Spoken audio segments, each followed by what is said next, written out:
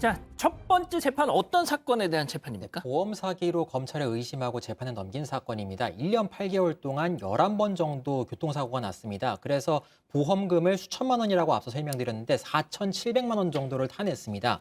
검찰이 왜 보험 사기라고 봤냐면요. 대체로 유사한 교통사고가 나는 것 같은데 이것은 단순한 과실이 아니다. 고의로 사고를 낸 다음에 상대방에게 과실이 있는 척해서 일부러 보험금을 타내려고 했을 것이다. 그렇게 봤습니다. 예를 들어서 전방 주시를 하지 않고 일부러 차량을 들이받는다거나 이러한 정황이 있다고 판단한 겁니다. 그래서 보험사기방지특별법 위반 혐의로 재판에 넘겼습니다.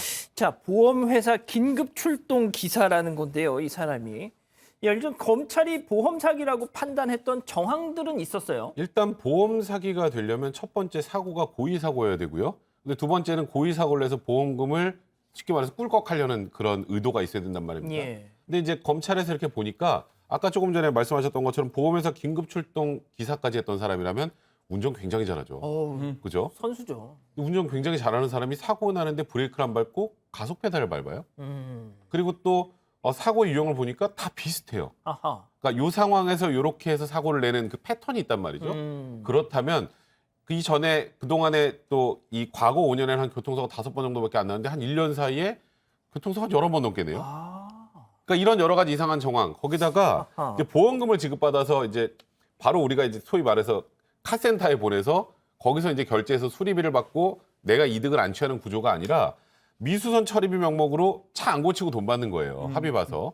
이게 전형적인 보험 사기에서 돈을 타내는 방법이란 말이죠. 그러니까 검찰에서는 이 사람의 행동은 고의 사고고 그리고 미수선 수리비 명목으로 돈을 받았다면 이거는 이 돈을 편취하려는 의사가 있었다. 이런 판단에 기소를 한 겁니다. 자, 지금 우리 가족 여러분들 이게 왜 무죄냐 벌써부터 이런 반응을 보이고 계시는데 이 보험사 직원 그러면 혐의 인정했습니까? 안 했습니다. 본인 무죄라고 주장했는데요. 그 중에 하나가 내가 원래 이제 운전을 이런 식으로 험하게 해서 사고가 났다라는 취지입니다. 이제 원래 운행 중에는 휴대전화를 사용하면 안 되는데 본인이 이제 업무의 필요성상 휴대전화 때문에 이제 휴대전화 많이 사용할 필요성이 컸고 요즘엔 그리고 핸즈프리로 할 텐데.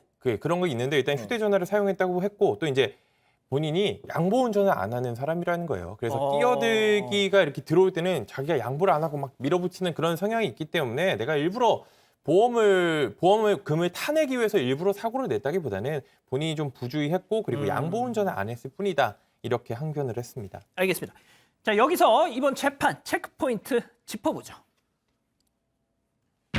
의심은 되지만 점점점. 자, 1심, 2심, 그리고 3심 대법원까지 총 3번의 재판이 진행되는데 전부 무죄 판결. 그렇습니다. 의심은 되지만 확실하게 입증되지 않았다. 뭔가 그러니까 모호하다. 이렇게 보고서 결국에는 무죄로 판단을 내렸습니다. 1심부터 좀 재판 내용을 살펴보면요. 사고가 11번 정도 다 고의로 보일 수 있는 의심될 만한 사고는 났다고 봤습니다. 하지만 대부분 쌍방 과실로 처리가 됐고 또 피고인이 다른 차량에 부딪히는 사고라거나 혹은 무면허 운전이라거나 이런 것들을 스스로 신고한 적도 있고 그리고 휴대전화를 사용하는 아까 말씀드렸던 습관이라든가 이런 것들도 일부 있었기 때문에 그렇기 때문에 고의라고 보기는 어렵다고 판단을 했습니다. 2심도 마찬가지였습니다. 항소심에서도 보험금을 편취했다는 의심, 그러니까 보험금을 타내려고 일부러 사고 냈을 의심.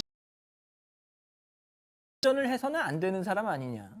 2년도 안 돼 11번 사고를 냈다면 직업을 바꿔야 하는 거 아니냐. 뭐 이런 얘기가 있는데 자, 일단 재판부도 뭔가 좀 의심스럽다라고는 했지만 결국 이런 무죄 판결을 내릴 수밖에 없었던 건데 변호사님 이거 동의하십니까?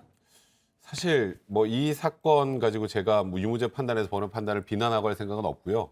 근데 우리나라 형사법 이거는 어찌 보면 지금 전 세계적으로 형사법 체계는 대부분 다 이렇게 굴러가고 있어요. 그러니까 예전에는 우리가 원님 재판이라고 그러죠. 딱 보니까 네가 범인이네. 이게 이제 옛날에 재판이라면 딱 지금은 보면 압니다. 네, 척 보면 압니다가 옛날에 그 척 방식이었다면 지금 근대 사회 와서는 정말 누가 봐도 확실할 정도, 이제 그걸 법률적으로 합리적 의심이 없을 정도로 이 사람의 고의가 있다는 게 증명이 돼야 유죄 판결이 나오는데 아까 홍 기자가 말씀하셨던 것처럼 이게 실수로 났을 가능성이 조금 있지만 합리적 의심을 배제할 정도로 완벽하게 증명됐다고 보기 어렵다라는 판단 하에 무죄 판단을 한 겁니다. 1심, 2심 대법원 모두요. 아니 근데 이 블랙박스나 CCTV 그런 거 없었어요? 검찰이 이제 증거들을 제출했습니다. 블랙박스 CD 영상들도 제출을 했는데 이제 그래도 좀 의심을 스럽다는 거죠. 이 사람이 무조건 사고를 냈을 것이다라고 보기 좀 어렵다고 판단을 한 건데요. 보통 이제 이게 형사 재판 같은 경우에 민사 같은 경우는 책임을 일부 나누기도 합니다. 그래서 뭐 책임이 있으면 조금 덜 지불을 한다라든지 이런 식으로 하는데 형사 재판은 유죄 아니면 무죄거든요. 그리고 유죄가 판단이 나오면은 거기에 따른 이제 형량을 정하는 거기 때문에 일단 증명 책임이 검사에 있는데 충분히 입증을 하지 못했기 때문에 무죄를 선고가 된 상황입니다. 그러니까 이 재판부가 보험 사기가 아닌 걸로 이렇게 판단한 것 중에 그 하나가 쌍방 과실이었다.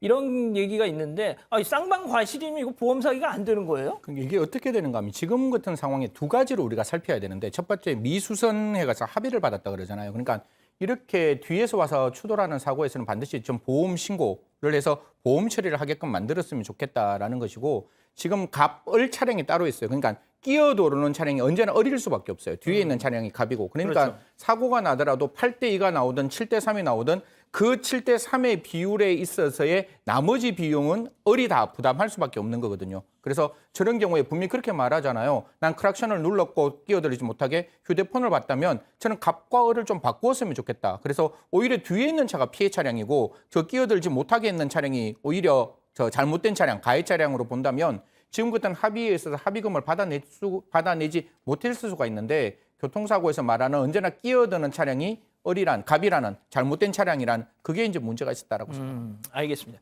자, 첫 번째 재판 이렇게 마무리하고